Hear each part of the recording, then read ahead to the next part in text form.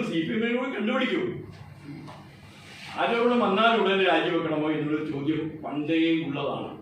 Charge sheet വരട്ടെ എന്നിട്ട് നോക്കാം, ചിലർ പറയാം അത് ശിക്ഷിക്കട്ടെ എന്നിട്ട് നോക്കാം, ഇതൊക്കെ മാറ്റി വെക്കുക. എന്റെ പോയിന്റ് ഇവിടെ ഒരു ആരോപണം പോലും ഇല്ല. ഒരു ആരോപണം എന്തായിരുന്നു?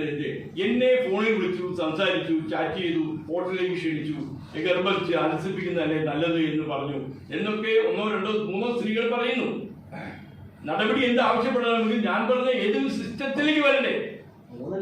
ഭരണഘടന 3:30 ആവട്ടെ. ഭരണഘടനാപരമായി ഇവിടെ എന്ത് വേണം? ഒരു പരാതി എഴുതി SIയുടെ കയ്യിൽ കൊണ്ട് കൊടുക്ക്, അല്ലെങ്കിൽ SP കൊടുക്ക്, അല്ലെങ്കിൽ മജിസ്ട്രേറ്റിന് കൊടുക്ക്. അത് കൊടുത്തു കഴിഞ്ഞാൽ നമ്മൾ ചർച്ച ചെയ്യാം. എന്താ തെറ്റ് പറയാനുള്ളത്? പരാതി ഉണ്ടായാൽ പോരാ, അന്വേഷണം വേണം, ചാർജ് ഷീറ്റ് വേണം, അറസ്റ്റ് ചെയ്യപ്പെടണം, ശിക്ഷിക്കപ്പെടണം എന്നൊക്കെ വിവിധ തരത്തിലാണ് ആൾക്കാർ വിലയിരുത്തുന്നത്. അതൊക്കെ പോട്ടെ, ഒന്നാമത്തെ സ്റ്റെപ്പ് പോലും ഇല്ലാതെ എന്താ മനസ്സിലാകാത്ത ആളുകൾക്ക്? ഒന്നാമത്തെ സ്റ്റെപ്പ് എന്താ? ഒരു നിലനിൽക്കുന്ന പരാതി അതുപോലും ഇല്ല.